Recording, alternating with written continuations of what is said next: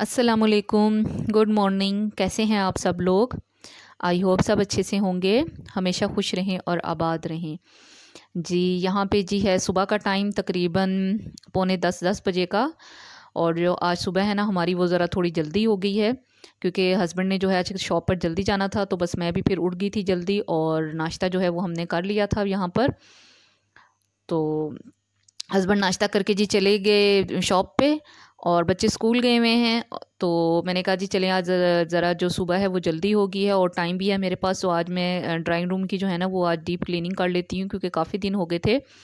Drawing room जो है वो डेली रूटीन की तो क्लीनिंग हो रही थी, लेकिन डीप क्लीनिंग नहीं हो रही थी, तो काफ़ी चीज़ों पर ना डस्ट मट्टी थी और काफ़ी गंदा हो रहा था ड्राइंग रूम।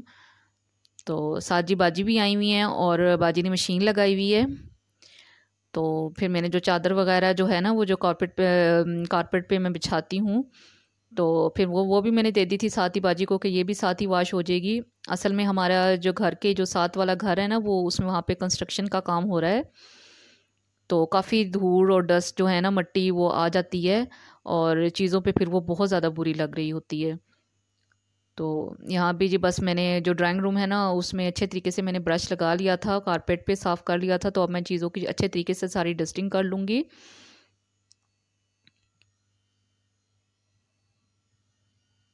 तो ये देखें जी, आपको फ़ील हो रहा होगा कि कितनी मिट्टी और कितनी डस्ट है चीज़ों के ऊपर। तो बस मैं अब इनको अच्छे तरीके से साफ़ कर लूँगी सारा। और ये जो मेरे फ्लावर्स हैं, ये इन पे भी काफ़ी मिट्टी है और असल में इनका होता है एक ग्लिटर स्प्रे मिलता है, वो असल में मेरे पास इन दोनों में ख़त्म हुआ हुआ है। तो हस्बैंड को कहा हुआ है देखें जी कब लेकर आते हैं, तो वो स्प्रे इन पे फ्लावर्स पे करें ना, ग्लिटर फ्लावर्स पे, तो इस पे बहुत प्यारी सी शाइनिंग आ जाती है। तो बस ये यहाँ पे सब चीज़ों को उठाकर ये साइड टेबल्स वगैरह पे ये जो हैं साइड मैंने हर चीज़ उठाकर ना अच्छे तरीके से सारी डस्टिंग कर ली थी। और ड्राइंग रूम साफ़ करते करते मुझे काफ़ी टाइम हो गया था, यानी कि मुझे 1 से 1.5 घंटा लग गया था सारा ड्राइंग रूम की डीप क्लीनिंग करते हुए। तो जी बस यहाँ पे जो हमारा ड्राइंग रूम है वो साफ़ हो गया है सारा। और कितना प्यारा लग रहा होता है साफ़ साफ़ सा, कि जब आपकी चीज़ जो है वो साफ़ सुथरी सी हो जाए तो फिर बहुत अच्छी लग रही होती है।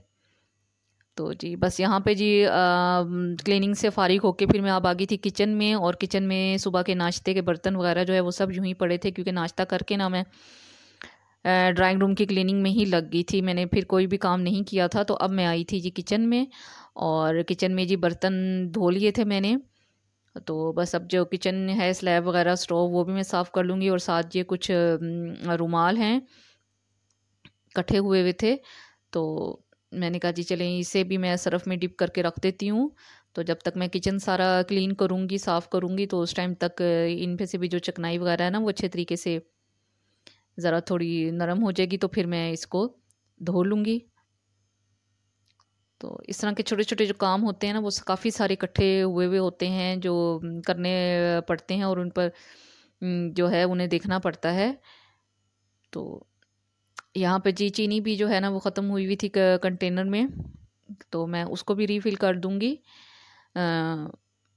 और फिर मैं अपना बाकी काम देखूँगी। तो पकाने का जी कुछ समझ नहीं आ रहा था, तो हस्बैंड भी बच्चों को जब लेने गए पूछ कर गए थे कि क्या पकाना है, तो कुछ समझ में नहीं आ रहा था। तो फिर जी फ्रिज में जो है ना वो दही पड़ा हुआ था, और दही जो है ना वो काफ़ी दिन का हुआ हुआ था और काफ़ी खट्टा हो गया था। तो मैंने कहा चलें जी खट्टे दही का फ़ायदा उठाते हैं और कढ़ी बनाते हैं, और कढ़ी कढ़ी वैसे भी हम लोग बच्चे भी जो है ना वो बहुत शौक से खा लेते हैं। और जी यहाँ पर बच्चे भी जो है स्कूल से आ गए थे, तो और खाना जो है वो भी मेरा रेडी नहीं हुआ था, लेकिन कल मैंने शाम में जो है ना वो पुलाव बनाया था, तो वो पड़ा हुआ था, फिर मैंने बच्चों को वही गर्म करके दे दिया। और बच्चे जो है खाना खा के अब थोड़ा सा रेस्ट करेंगे, फिर शाम में उठ के स्टडी करेंगे। तो बस मैं साथ ही जी कढ़ी बनाने लगी थी, क्योंकि कढ़ी कढ़ी बनाने में फिर टाइम लगता है, तो मैंने साथ ही रख दी थी, बजाय मैंने कहा फिर मुझे शाम को भी बनानी है तो मैं अभी ही बना लेती हूँ। क्योंकि बच्चों के जो है ना वो एग्ज़ाम्स स्टार्ट हो गए हैं, डेट शीट बच्चों को मिल चुकी है, तो बस कल से जो है बच्चों के पेपर्स भी स्टार्ट हैं, तो फिर उनको शाम में काफ़ी टाइम देना होता है। तो यहाँ जी बस दही में मैंने बेसन डाल दिया था, एक कप डाल दिया था तकरीबन, और उसको मैंने हैंड विक्स से अच्छे तरीके से फेंट लिया था, विक्स कर लिया था उसको, कि जो बेसन की है ना लम्स वगैरह उसमें ना बने और वो स्मूथ सा एक बैटर सा बन जाए। और उसमें मैंने जी काफ़ी सारा पानी बना के ना उसको एक लस्सी की सी मैं शक्ल में उसको ले आई थी। और जी साथ ही मैंने जी पतीली में ऑयल डाला और ऑयल में एक मैंने छोटे साइज़ की प्याज डाली और उसको लाइट ब्राउन सा मैंने किया, ज़्यादा डार्क नहीं किया, क्योंकि ज़्यादा डार्क करने से ना फिर कड़ी का जो कलर है ना वो डार्क की तरफ चला जाता है। और साथ ही जी मैंने इसमें 1 टेबल स्पून लहसुन अदरक का पेस्ट डाल दिया और उसको भी थोड़ा सा मैंने फ्राई कर लिया। और अब मैं इसमें ऐड कर दूंगी 1 table spoon red chilli powder, 1 table spoon मैंने नमक डाल दिया और 1 टेबल स्पून ही मैंने धनिया पाउडर डाला है और हाफ़ टेबल स्पून मैं इसमें हल्दी का ऐड कर दूंगी। हल्दी ज़रा थोड़ी मैं कड़ी में ज़्यादा डालती हूँ क्योंकि इसका जो येलो येलो कलर है ना कड़ी का वो ज़रा अच्छा लगता है। और जो रेड चिली पाउडर है वो भी मैंने थोड़ा ज़्यादा डाला है क्योंकि कड़ी चटपटी ही अच्छी लगती है। और मसाले ऐड करके जी थोड़ा सा मैंने इसको मिक्स किया और अब मैं इसमें थोड़ा सा हाफ़ कप जितना मैंने पानी डाल दिया है और मसाले को अब मैं भून लूँगी इसमें।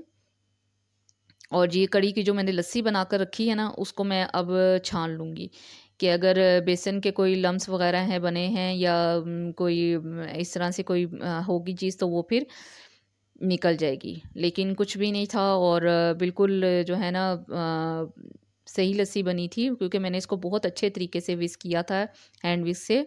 तो देखें कुछ भी नहीं निकला था।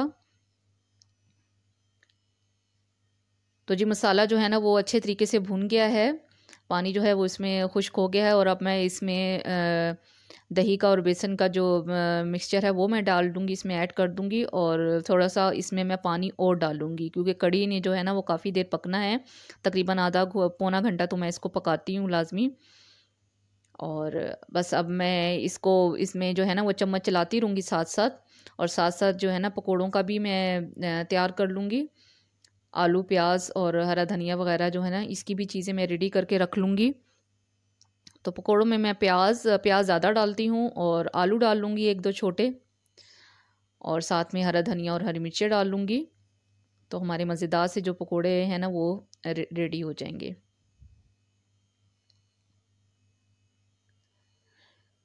तो जी बस कैसी चल रही हैं आप लोगों की ईद मिलादुन्नबी की तैयारियाँ?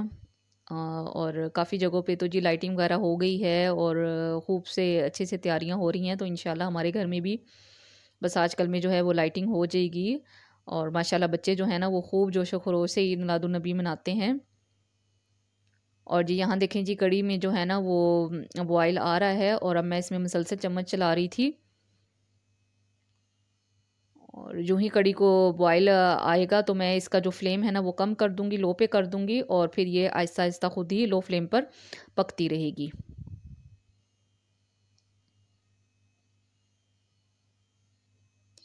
तो कड़ी जी पक रही है, उसका फ्लेम जो है वो मैंने लो कर दिया है और साथ ही जी मैं इसमें कर दूँगी प्याज़ और आलू जो है ना पकोड़ों के लिए वो मैं अब काट लूँगी साथ ही, ताकि साथ के साथ जो है ना वो काम ख़त्म हो जाए। तो जिस भी तरीके से चाहें छोटे उसमें चाहे जिस तरह से हो कटिंग, तो मैं आलू जो है ना वो थोड़े ज़रा छोटे कट करती हूँ और प्याज उसी तरह ही मैं कट करती हूँ ज़रा थोड़े लंबाई में। और जी यहाँ पे मैं हरा धनिया भी काट लूँगी और आधा हरा धनिया जो है ना कटिंग करके वो मैं पकोड़ों में ऐड कर दूँगी और आधा मैं कड़ी के लिए रख लूँगी, कड़ी पे डालने के लिए। तो यहाँ जी सारी चीज़ों की जो कटिंग हो गई थी और मैंने इनको यहाँ पर अच्छे तरीके से धो लिया था और धोकर मैंने इसको बाउल में डाल लिया था सब चीज़ों को। और यहाँ मैं अब जी बेसन छान लूँगी। तकरीबन मैंने 1.5 कप बेसन लिया था और उसको मैंने छान के पकोड़ों के उसमें मैं चीज़ों में डाल दूँगी।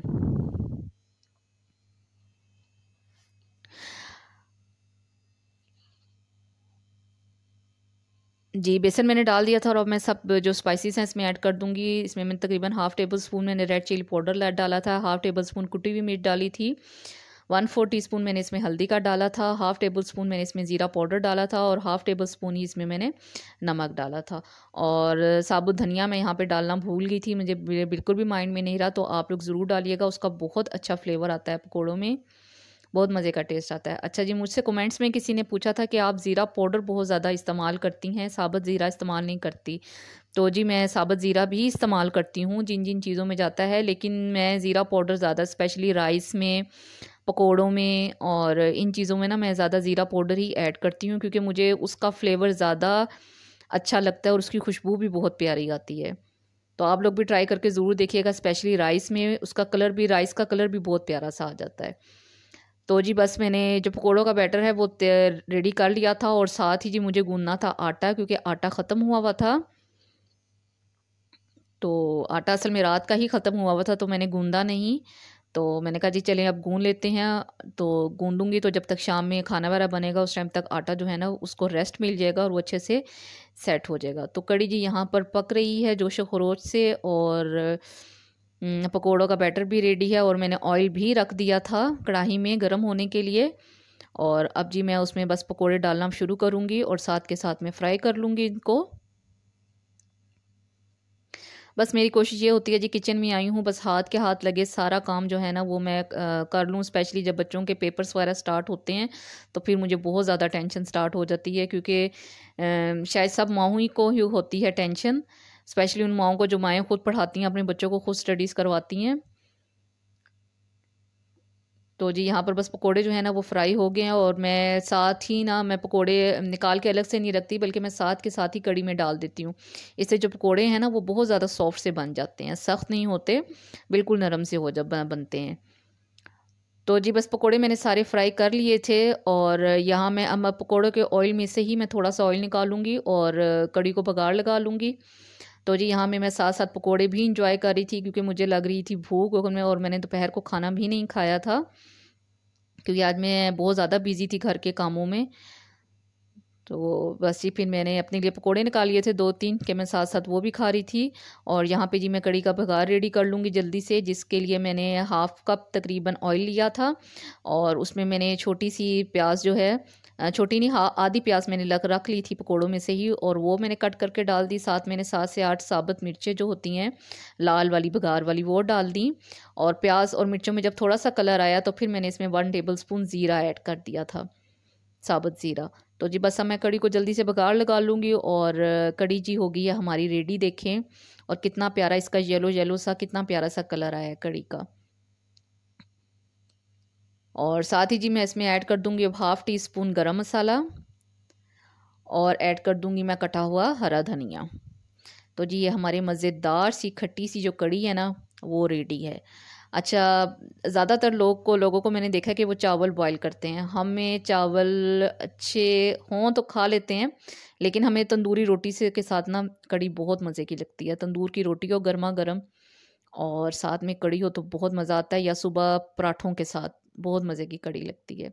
तो यहाँ जी आटा भी सेट हो गया था, इसको मैंने नमक लगा के रख दिया था, और बस मैंने आटा भी गूंद लिया जल्दी से, और उसको मैं बाउल में निकाल कर अब फ्रिज में रख दूँगी। और किचन की भी मैं सारी चीज़ें समेट लूँगी साथ के साथ, और ये जो बर्तन इकट्ठे हुए हैं सारे कड़ी के और आटे के, ये भी मैं धो लूँगी।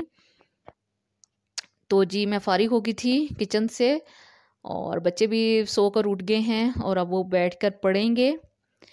और यहाँ जी फिर मैं आ गई थी ऊपर, तकरीबन असर का टाइम है और मैं ऊपर आ गई थी, क्योंकि यहाँ पर जो तोरियाँ हैं ना वो आज मुझे हार्वेस्ट करनी थी, वो रेडी हो गई थी।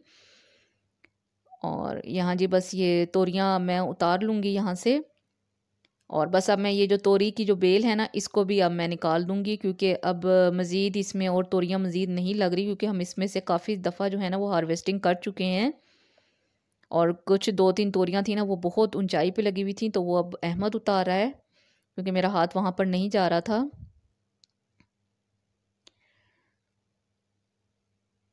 तो जी यहाँ बस हमने तोरियाँ उतार ली हैं जितनी थी लगी हुई, और साथ ये कुछ हरी मिर्चें जो है ना वो हुई हुई थी, उनको भी मैं हार्वेस्ट कर लूँगी।